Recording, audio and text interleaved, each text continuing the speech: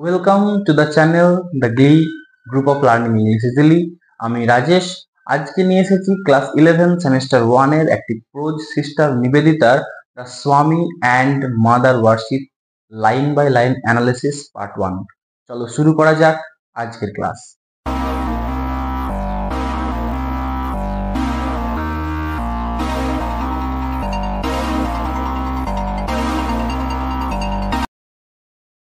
The story of the glimpses which I caught of this part of the Swami's life would be singularly incomplete if I contained no mention of his worship of the mother.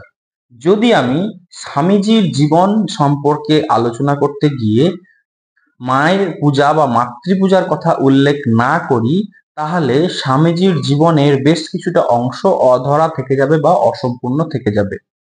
Spiritually speaking, আধ্যাত্মিকভাবে বলতে গেলে বলা যায়, I have always felt that, আমি সর্বদা অনুভব করেছি যে there were two elements in his consciousness, তাঁর সচেতনতায় দুটি উপাদান বর্তমান ছিল।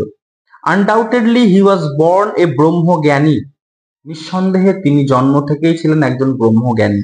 As Ramakrishna Paramahamsa so frequently insisted, যেমনটা রামকৃষ্ণ পরমহংসদেব সর্বদাই বলতেন, when he was only 8 years old, sitting at his play, he had developed the power of entering samadhi. যখন তিনি 8 বছর বয়সী ছিলেন, তখন তিনি খেলার ছলে ধ্যানে বসে ধ্যানমগ্ন হয়ে সমাধিতে নিমগ্ন হওয়ার ক্ষমতা অর্জন করেছিলেন। The religious ideas towards which he naturally gravitated were highly abstract and philosophical. যে সমস্ত ধর্মীয় ধারণা যেগুলিতে তিনি প্রাকৃতিকভাবেই স্বাভাবিকভাবে আকর্ষিত হতেন, সেগুলি ছিল উচ্চমানের, বিমূর্ত এবং দার্শনিক। The very reverse of those which are commonly referred to as আইডিওল্যাট্রাস বা ইডিওল্যাট্রাস, অর্থাৎ পৌত্তলিক। মানে তার যে ভাবনা চিন্তা, স্পিরিচুয়াল ফিলোসফি, সেটা ছিল আমরা সাধারণভাবে যেটাকে পৌত্তলিক বলি, মূর্তি পূজার যে ধারণা, তার সম্পূর্ণ বিপরীত ছিল।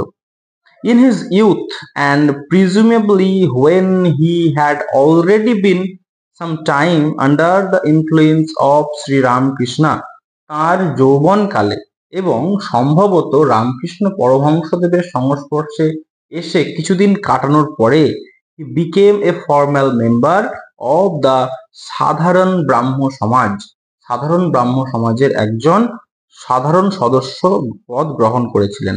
In England and America, he was never known to preach anything that depended on a special form. ইংল্যান্ডে এবং আমেরিকায় বক্তব্য রাখতে গিয়ে, ধর্মীয় বক্তব্য রাখতে গিয়ে তিনি এমন কোনো কথা বলেননি যেটা কোনো নির্দিষ্ট আকারকে নির্দেশ করে, অর্থাৎ তিনি নিরাকার ঈশ্বরের কথাই বলতেন। The realization of Brahma was his only imperative.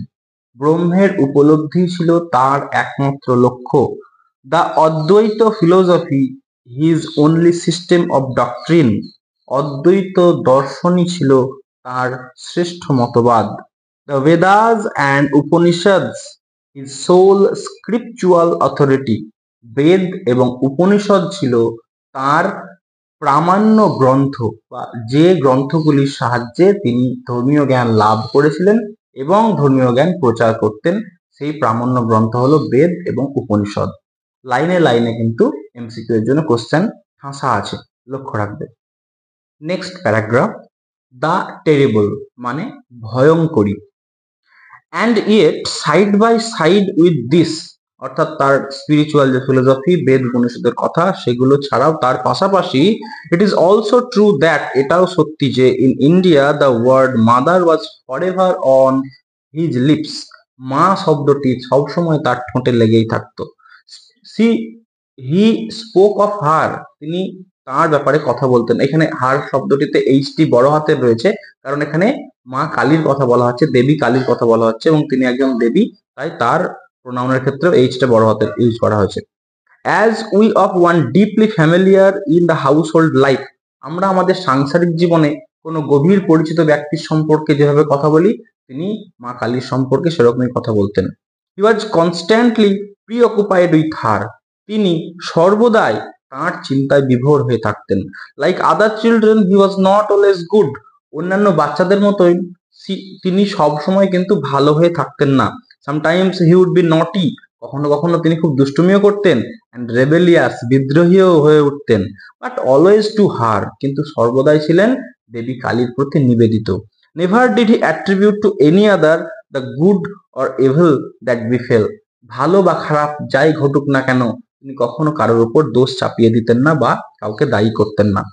On a certain Solomon occasion, একটা ভাব গম্ভীর নির্দিষ্ট অনুষ্ঠানে, he entrusted to a disciple a prayer to her that in his life had acted as a veritable charm. তিনি এক শিষ্যকে এই মা কালীর প্রার্থনা বা মন্ত্র শিখিয়ে দিয়েছিলেন, যেটা তার জীবনে একটা মন্ত্র শক্তির মতন কাজ করেছিল। হি অ্যান্ড মাইন্ড, এবং মনে রেখো, হি অ্যাডেড সাডেনলি, তিনি হঠাৎ করে যোগ করেছিলেন, turning with what was almost fierceness upon the receiver, মানে ওই ভক্ত বা শিষ্যের প্রতি যেটা তীব্রভাবে তিনি বলেছিলেন হঠাৎ করে। অ্যান্ড মাইন্ড, এবং মনে রেখো, make her listen to you, তোমার মন্ত্রোচ্চারণ মাকে শুনতে দাও। হোয়েন ইউ সে ইট, যখন তুমি সেগুলোকে উচ্চারণ করবে। None of that cringing to mother, মায়ের সামনে কখনো ভীতু হয়ে থাকবে না। রিমেম্বার, মনে রেখো। Every now and then he would break out with some new fragment of description. তিনি প্রত্যেকটা সময়ে নতুন নতুন ভাবনা চিন্তার ফ্র্যাগমেন্ট, টুকরো নিয়ে আসতেন। The right hand raised in blessing and the left holding the sword. Her curse is blessing would be the sudden exclamation that ended a long reverie.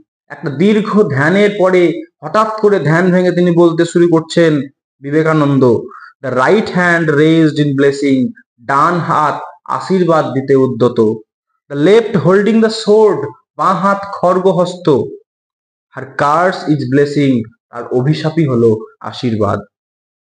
On becoming half lyric in the intensity of his feeling, তার অনুভবের যে গভীরতা, সেই গভীরতায় তিনি আধা কাব্যিক হয়ে কখনো কখনো বলে উঠতেন, deep in the hearts of her own flashes the blood red knife of Kali, worshippers of the mother are they from their birth in her incarnation of the sword.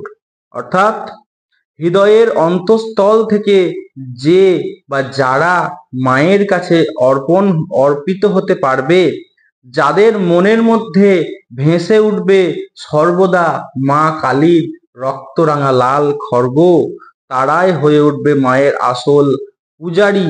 জন্ম থেকে যাদের কাছে মা কালীর খড়গটা হয়ে উঠেছে প্রতিমূর্তি। তিনি হঠাৎ হঠাৎ করে এরকম ভাবে কথা বলে উঠতেন মা কালী সম্পর্কে।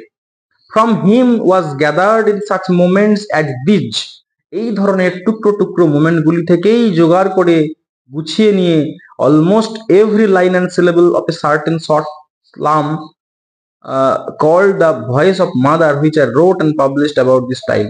সিস্টার নিবেদিতা এই বিবেকানন্দের সঙ্গে থাকাকালীন তার মুখ থেকে নিঃসৃত যে বাণী বা বিভিন্ন কথাবার্তা দেবী কালী সম্পর্কে যেগুলো শুনতেন, সেগুলো নিয়ে তিনি কিছু স্তোত্র রচনা করেছিলেন, অর্থাৎ ছোট ছোট ধর্মীয় কবিতা। সেই কবিতাগুলোকে তিনি পাবলিশও করেছিলেন সেই সময়ে। তাই বলছেন যে বিবেকানন্দের সংস্পর্শে থেকে তার যে কথাবার্তাগুলো তিনি শুনতেন নিবেদিতা, সেগুলো থেকে তিনি এই কবিতাগুলো রচনা করেছিলেন। I worship the terrible, he was continually saying, and once, তিনি সর্বদা এটাই বলতেন যে আমি ভয়ঙ্করীর পূজারী, আমি ভয়ঙ্করের পূজা করি। এবং একবার তিনি কি বলেছিলেন, it is a mistake to hold that with all men pleasure is the motive. এটা অনুভব করা বা ধারণা করা ভুল হবে যে প্রত্যেকটা মানুষই কিন্তু আনন্দের জন্য পূজা করে বা আনন্দের পূজারী, আনন্দের প্রার্থী।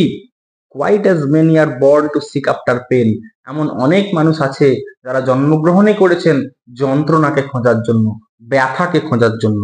Late us worship the terror of its own sake, তাই চলো আমরা ভয়ঙ্করীর পূজা করি নিজেদের জন্য, ভয়ঙ্করীর জন্য এবং নিজেদের জন্য ভয়ঙ্করের পূজা করি।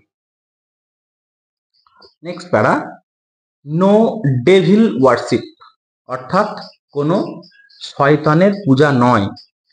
হি had a whole hearted contempt for what he regarded as squeamishness or mawkishness. তিনি খুঁতখুঁতে ভাব, স্কুইসমিসনেস অর্থাৎ খুঁতখুঁতে ভাব এবং মকিসনেস অর্থাৎ ন্যাকামি, এই সমস্ত জিনিসগুলির প্রতি চরম তার অবজ্ঞা ছিল বিবেকানন্দের। He wasted few words on me, তিনি আমার প্রতি খুব কম শব্দ খরচ করলেন, অর্থাৎ তিনি খুব কম কথা বললেন। কখন?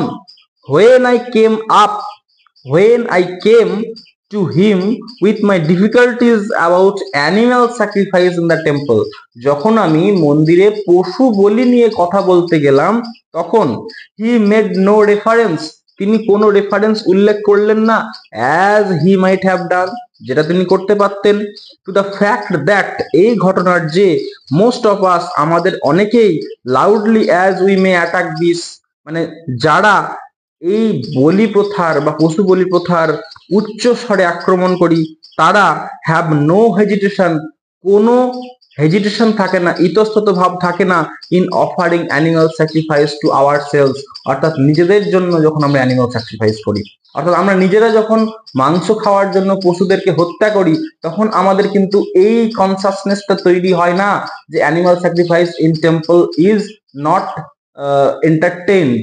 কিন্তু যখন আমরা নিজেরা খাই, আমাদের মধ্যে সেই হেজিটেশনটা তৈরি হয় না। কিন্তু যখন মন্দিরে পশু বলি ধর্মীয় কারণে করা হচ্ছে, তখন কিন্তু আমাদের হেজিটেশনটা আসছে। তিনি এই রেফারেন্সটা দিতে পারতেন, অ্যাকর্ডিং টু নিবেদিতা, বিবেকানন্দ এই রেফারেন্সটা দিতে পারতেন। হি অফার্ড নো আর্গুমেন্ট, তিনি কোনো আর্গুমেন্ট বা বিতর্কে যাননি, as he easily might have done, যেটা তিনি সহজেই করতে পারতেন, regarding the degradation of the butcher and the slaughter house, কসাই এবং কসাই খানাদের যে অবক্ষয়, ওপেনলি তারা যেভাবে মাংস বিক্রি করার জন্য পশুকে হত্যা করছে, সেই রেফারেন্স গুলো তিনি তুলে ধরতে পারতেন, আর্গুমেন্ট করতে পারতেন। কিন্তু নিবেদিতার বক্তব্য অনুযায়ী বিবেকানন্দ তিনি কোনো আর্গুমেন্ট করেননি। Under the modern system, modern সিস্টেমের আন্ডারে যে বুচার হাউস গুলো যেভাবে করছে, তো বিবেকানন্দ কি বলছেন? Why not a little bird to complete the picture, say was his only direct reply to my objections. আমার যে আপত্তি, আমার যে অভিযোগ, সেই অভিযোগের বিরুদ্ধে তার একটাই ডিরেক্ট রিপ্লাই ছিল যে একটা পিকচারকে, একটা ছবিকে সম্পূর্ণ করতে অল্প যদি একটু ব্লাড বা রক্ত লাগে, তাহলে কেন সেই রক্তটা লাগবে না, কেন সেই রক্তটা দেওয়া হবে না? and it was with considerable difficulty that I elicited from him, মানে একটা কনসিডারেবল ডিফিকাল্টি, যথেষ্ট কষ্ট নিবেদিতার হয়েছিল যখন তিনি বিবেকানন্দের কাছ থেকে বের করে নিয়ে আসতে চেয়েছিলেন তথ্য, এলিসিট করতে চেয়েছিলেন, তথ্য বের করে আনতে চেয়েছিলেন, and from another disciple of Sri Ramakrishna, আরেকজন শিষ্যের কাছ থেকে তিনি সেটা জেনেছিলেন, সিটিং নিয়ার, যে কাছেই বসেছিল, the actual facts of the more austere side of Kali worship, মানে কালী পূজার যে আসল তত্ত্ব বা তথ্য এবং যে কঠিন সাইড, মানে রহস্যময় বা যেটা ফিয়ার্স সাইড, কঠিন সাইড, সেটা সম্পর্কে তিনি জানতে পেরেছিলেন। That side which has transcended the sacrifice of others, মানে অন্যান্যদের যে স্যাক্রিফাইস, সেটা থেকে কিন্তু কালী পূজার যে তত্ত্ব, সেটা পেরিয়ে যাবে, সেটা অতিক্রম করে যাবে, এটাই নিবেদিতা জানতে পেরেছিলেন ওই রামকৃষ্ণদেবের শিষ্যর কাছ থেকে।